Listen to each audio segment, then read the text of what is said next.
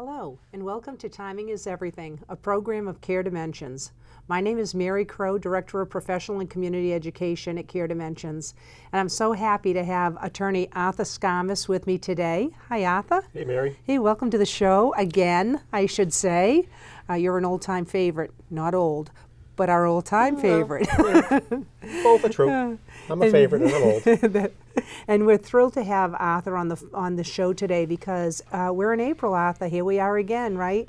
And it seems like it was just yesterday, but April is National Healthcare Decision Month. That's how important this is, right? They actually recognize the month, but April 16th is actually National Healthcare Decision Day. And we start to talk about advanced directives and how important this is. And Arthur, I know you probably feel similarly, but this doesn't get even more, it's important anyhow, but after what we've gone through over the past couple of years, this is more important than ever, isn't it? Well, it is. I mean, if you kind of look back at the last couple of years and think about the fact that if somebody was getting sick, somebody might be in the hospital, they hadn't done any paperwork, they hadn't done a directive, they hadn't done a healthcare proxy. Now they're in the hospital, you can't get in to see them, or in a rehab, a nursing home, wherever it might be, and it was impossible to get things done. Yeah. So it's so important to have these. It's not a taxing thing to do. The documents are not long or confusing. They're pretty simple. I always say they're the most simple things that I do as an attorney that deals in estate planning. Yeah. But they can be the most important things that you do, and it has been brought to the forefront, I think, over the last 2 years, the importance of getting these documents done. Yeah. So before we jump into this, and we have so much to talk about today, so say a little bit more, Arthur. You know, again, you are an attorney, you work in elder law estate planning, and which is so important. Because I know sometimes people seek out advice from attorneys that aren't well versed in this area, and I always try to dissuade them from doing that. Yeah, so I mean, what I do is, again, estate planning, elder care, elder law. I'm doing it for now more than 30 years. Yeah. And up in Topsfield, close by, Danvers, where we are right now. Yeah. And it's really something that everybody should do. Everybody should get the basics done. I mean, we're primarily here to talk about the medical side of this, but you know, it also involves powers of attorney, wills, trusts, perhaps, depending upon what type of property that you hold. It's really important to get all of these things done so that you're prepared in the event of the unexpected, or, and I hate to say this, but the inevitable. I mean, at some point in time, you know, we're all not going to be here anymore, and the best thing to do is have everything set up for for your family, for your loved ones, make sure that they know what to do.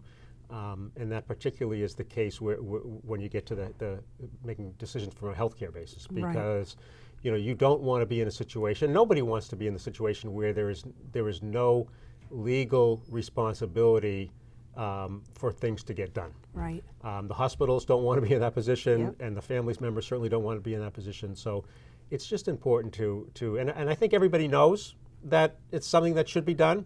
And it's also something that people will put aside because, you know, everything's good. And that's usually correct, but it's something that's really important for everybody to do. It really is, and I think you're right. I think, you know, people do know. They know this. There's an importance or even an urgency sometimes around this, but I think sometimes people feel like if they don't talk about it, they don't think about it, it won't happen. And I think a lot of times, too, Arthur, people think it's an age thing, that this is just for people who are older or frail. Not true at all. This is something everybody needs to have 18 and over, right? You know, it's certainly, it's more likely the older that you get that you'll come into a situation where it's needed, but anything can happen to anybody at any time. That's right. And if you know, this simple example is if you don't have a healthcare proxy, if you don't have an advanced directive, if you don't have something that's in writing, signed by you, directing somebody to be able to act for you, then you're going to run into a situation where the only thing that you can do at that point is maybe have to go to court to get appointed as a guardian, which is not an easy thing to do. Correct. Even in an emergency, it's not going to happen immediately, and sometimes you don't have time. You know, you need it to happen immediately. Right. So it's again, it's more likely to be needed by older people, but somebody could be in an accident when they're 20 years old. Right. Somebody could, and just to go on the other end of it, people forget. I mean, when you have kids and they're 19 and 20, Yeah. And you're still kind of, they still want you to do certain things for them. Sometimes they don't want you around at all. But if they have some kind of a health care issue, or if they want you to talk to the doctor, or if they get into an accident, you when they were 18, when they were 17, you can go and kind of direct everything as far as that person is concerned. Yeah. If they're 18, you can't. Right. So it's important for anybody, once they hit the age of 18, to have something in place. And I know people will think that's overkill, but better safe than sorry. Absolutely, absolutely. So let's break these down, because again, we say advance directive, a legal document you put in place in advance for when the day comes that you need that you can't speak for yourself. So we have those in a couple of different categories, right? Healthcare proxy, durable power of attorney, living will, although we know living wills aren't legal documents in the state of Massachusetts, they're important guidelines. So let's talk about the healthcare proxy, Arthur.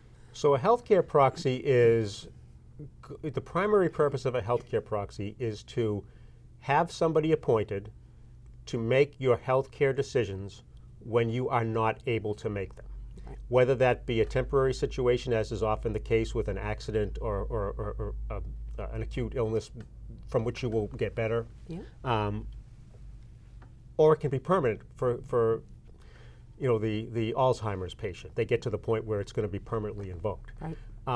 The point of it is, though, that when you are not able to make your own decisions, then you have provided the legal authority for somebody to act for you. But more importantly, it also it allows that person to get all of the information as to what's going on with you, because we have very strong privacy laws, HIPAA, and doctors, medical personnel are not allowed to just give information to family members just because they're family members. Right. And so you can can be left in the dark.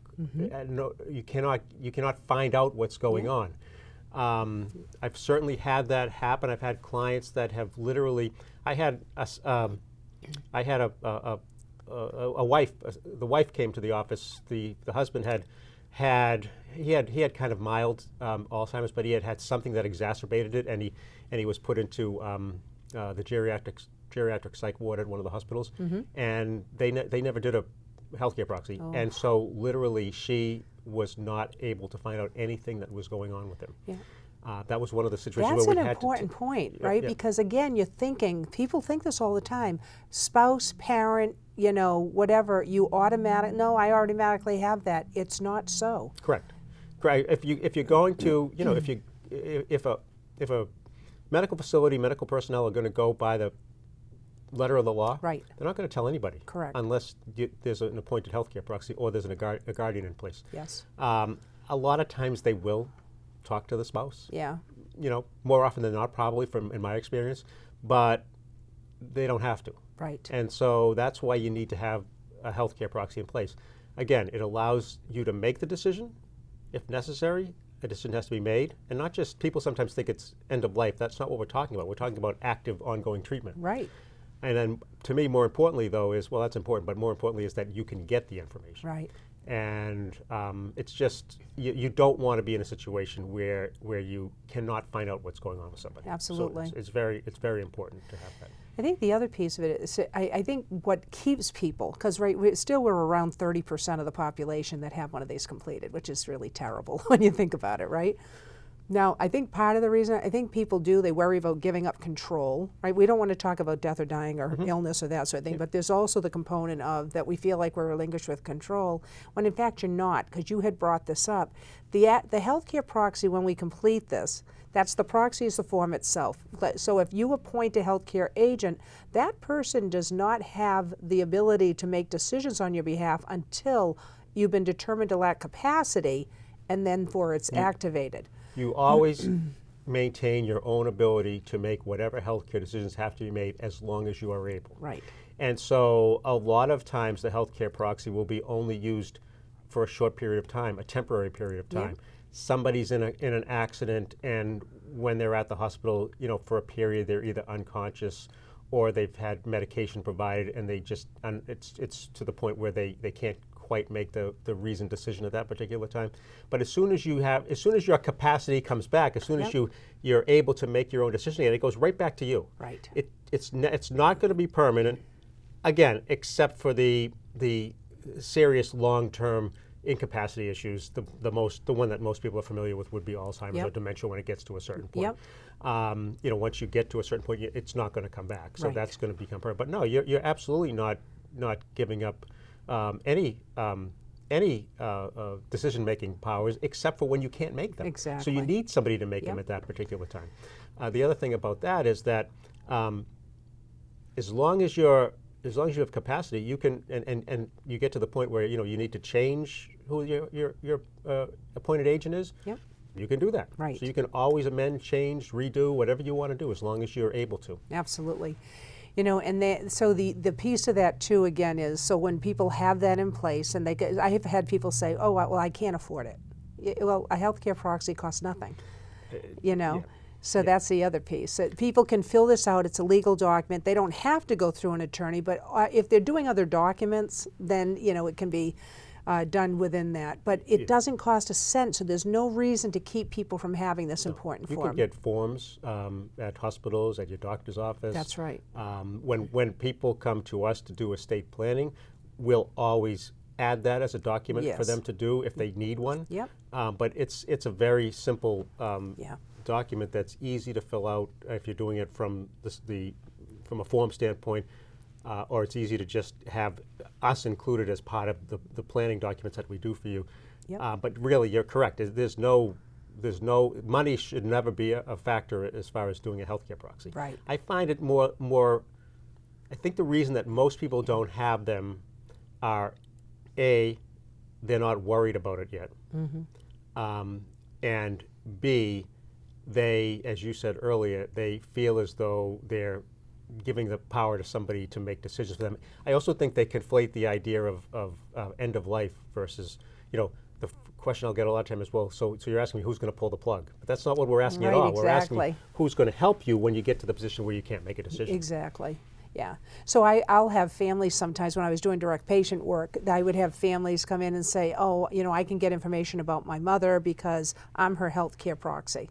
They'd always say, instead her healthcare agent is what they meant, like I said, the proxy. But what I would say to them is that, again, the healthcare proxy hasn't been activated. Right. So if your mother hasn't been determined to lack capacity, we need to get your permission from your mother in order to give you any information. Correct. So and I think sometimes people think the minute somebody signs that form, oh, I can get information, I can do all that. No, it has to be activated. It's literally a document for an emergency or a permanently incapacitated person. Yeah. But for anybody that is generally okay, it's there just in case. Right. And you don't want to not have it if that just in case situation arises. You don't want and think about who would be trying to take care of you in that situation. So if you don't have a healthcare proxy, what you're doing, if something unexpected happens, is you're putting your family members in a difficult situation of what are we supposed to do now? They won't tell us anything. Maybe I have to call a lawyer. Now I got to go to up in here in Essex County over to Salem probate court to try to get something allowed as far as the guardianship is concerned. So you're basically doing this. Yes, it's going to help you, but it's really going to make your family members or the people that are going to be responsible for you, you're going to make their life much easier because they'll be able to just take care of things right away. Yep. Here's what's happening. Here's what the doctor recommends. You can now say, okay, that's what we should do. And now it can be done. So, absolutely. So when people fill this out, they fill out the demographics, two people witness it. They sign it, and the two witnesses are not saying they agree with who you chose as your healthcare agent or alternate, but that you understand what you're signing. It's verification. That's purposes. all it is. Yeah. Yep. It's basically an authorization of the document. Yep. So that it was really done. Yep. And then don't forget to date it, right? Because people do this, and then the form is null and void. Right. So really important that they complete that, and they should keep the original. The other thing I want to talk about, Arthur, is, and I talk with people all of the time about this, pick your healthcare proxy or your healthcare agent wisely, right? Pick somebody who, again, is going to follow your wishes. They should be your voice. They shouldn't be making decisions on your behalf. They should be your voice of what you would want. So as important as the document is having the conversation with the person about what your wishes are. Well, the first thing on that point is that you do need to tell somebody that you're nominating them, appointing them, because they don't have to do it. Right. So if you name somebody in your Yes. healthcare proxy and then that person gets called in and says, I'm not doing this. Right. I mean, most people wouldn't do that, but they could. Right. So Yeah. number one, you want to talk to them to make sure they're going to do it. Right. Number two, you want to pick somebody that you know has good judgment and can deal with this type of a situation. Right. And number three, it should be somebody that knows you and understands what you would most likely want in certain situations. Right. Yes. Right. So yeah, absolutely. I mean, Yeah. I have certainly had people that have come in and just said, yeah, just name X and Y, and I will say, did you talk to them? No, but they'll be fine. Yeah.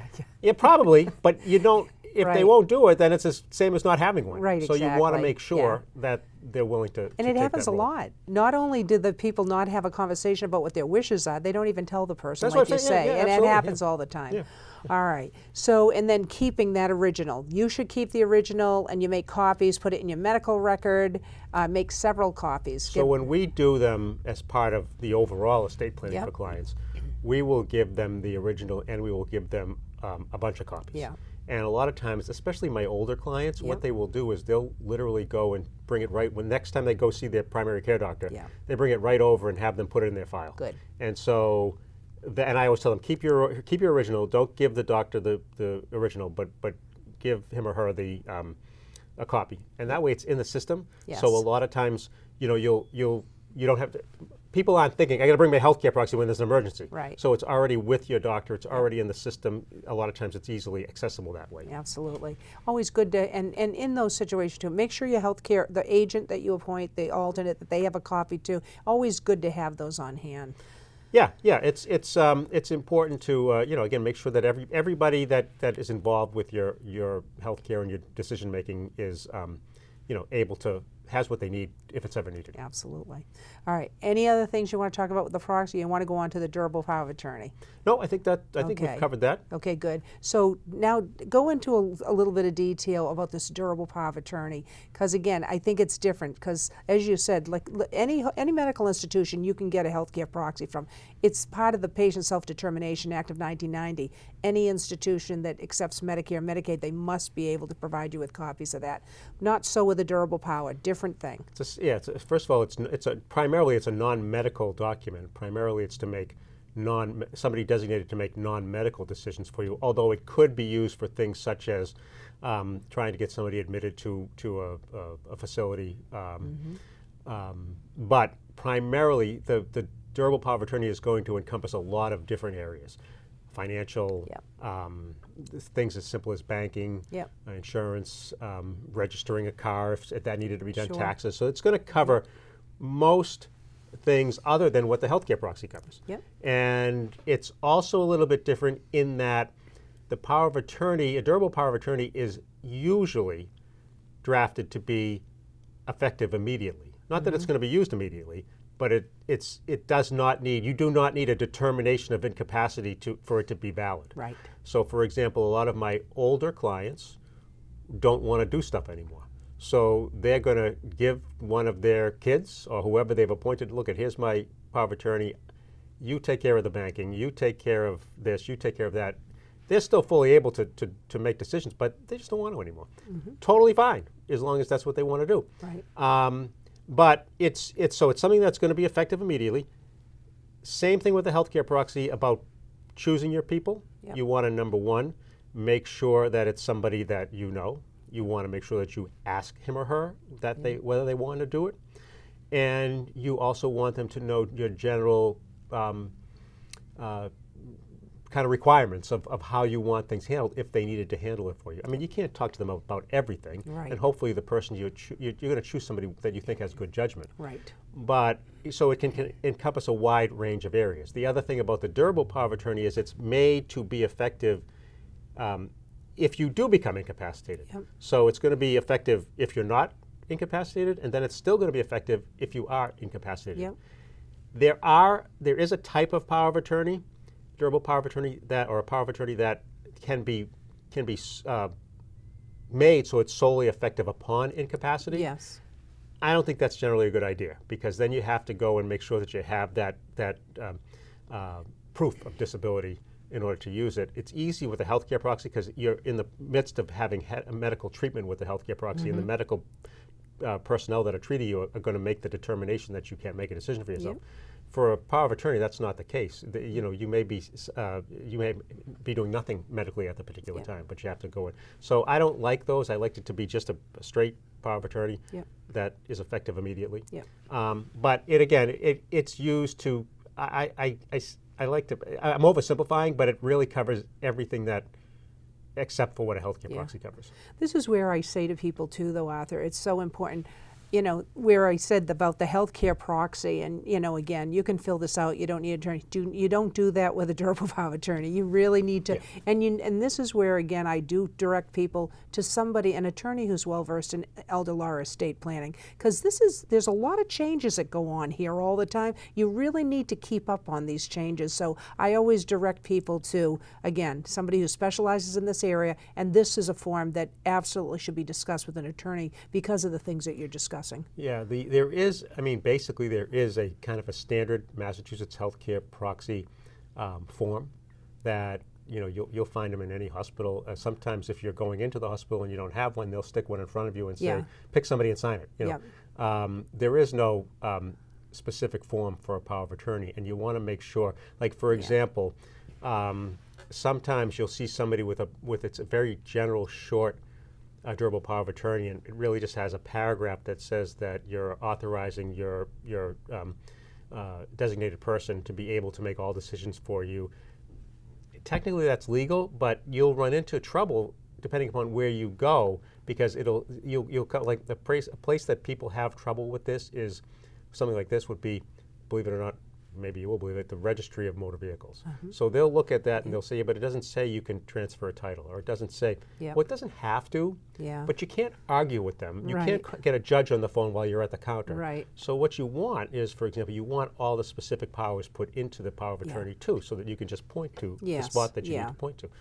So yeah, there is no specific form. You can go online and find forms. Some of them are good, some of them aren't good. Right, that's the other concern. So, and you usually won't know whether they're good until you have to use them. And if you're lucky, they work. And if you're not lucky, they don't work.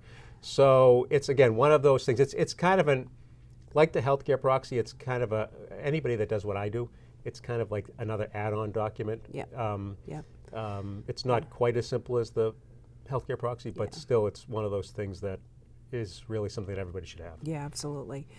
All right, so let's go over now. And again, there's never enough time for this topic. We have about 3 or 4 more minutes. So I want to talk about. Let's talk about that living will versus, because people hear will and they think of like dispersing your stuff after you die. So just talk about the distinction and all of that. People sometimes do mix up a will and a living will. Obviously, a will is a document where you say who is going to take your assets after you pass away. A living will, which actually doesn't legally exist in Massachusetts, because I think we're the only state that doesn't have a specific living will statute, I believe. Could be wrong on that. But a living will, or the information that you would have in a living will, which we incorporate into our healthcare proxy at my office, is basically giving specific end-of-life instructions. To oversimplify it, it's basically something that would say once you have been determined to have no further possibility of any meaningful life, so you are in an irreversible coma, or you're determined to be brain dead, and it has been certified by the medical people that are treating you, then you are basically, and again, I'm a little bit oversimplifying, but this is really the gist of it, you are basically giving the instruction that you do not wish to be kept alive by artificial means. So you do not want to be kept alive by respirator, feeding tube, those types of things.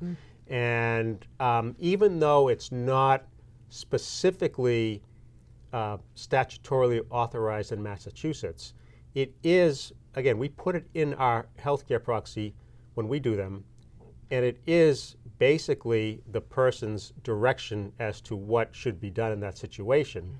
And so, if it ever became an issue that was being fought over in court or something like that, the tiebreaker kind of would be what the person wanted. And so that usually takes care of any of these things that could happen, because it's the person's wishes. And it's not directing your healthcare, even though it's in the healthcare proxy, it's not directing your healthcare proxy to do it. You're basically telling them this is what's going to be done if we get into that situation. So most people want that as part of the healthcare proxy that we do. Some people don't. But whatever somebody wants is what we do. But it's, again, that's really what the living will is. It's basically it's basically to allow yourself to be taken off the machines. And there are other forms called personal directives, like 5 wishes, there's honoring choices, things like that. And again, it's a guideline, and it's very helpful, so a lot of people will utilize that. So Arthur, how can people get in touch with you? Well, you can, my office is in Topsfield on Route 1447 Boston Street. You can call me at the office at 978-887-0093. And we're going to put we're going to put some information up on the slide. Okay, good. The email there too? You can just email me. So that's Or go to my website. So you're in Topsfield and reachable by that. So and on the slide I know we have that information too, where they can reach you, which is great information. So it's, this is such a big topic. I mean, we could talk for weeks on end about this and never even, make a dent in it, but very important stuff. We have about a minute left. So what do you think? I just want to make sure you get to say everything you think is important to impart to the audience at this point. The only thing that I try to tell people, and I don't like to be a pest, but it's just important to have these documents done, primarily for the people that are going to be taking care of you or the people that you're leaving behind, to make them make their lives easier, allow them to make decisions. It's going to help you too if you have somebody in place to make those healthcare decisions when they need to be made. And it's not a lot to do it. These are pretty straightforward, simple documents, and everybody should have them. Everybody should have a healthcare proxy as soon as they hit age 18. Everybody should have a power of attorney as soon as they own things. It's just, I would just say that it's one of those things that you should put on your list and try to get it done if you can. Absolutely. Excellent. Hey, thanks so much for being here with us today. See you next year. Yeah, I'll be back. I'll be back.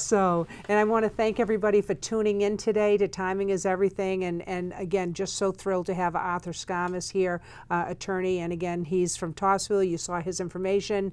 And again, look forward to you being a part of our next show.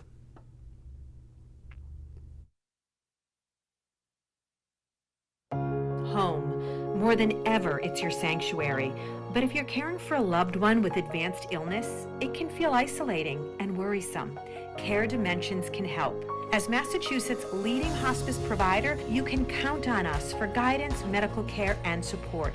We follow all COVID-19 safety precautions to protect you and your family, so you don't have to delay getting the care you need.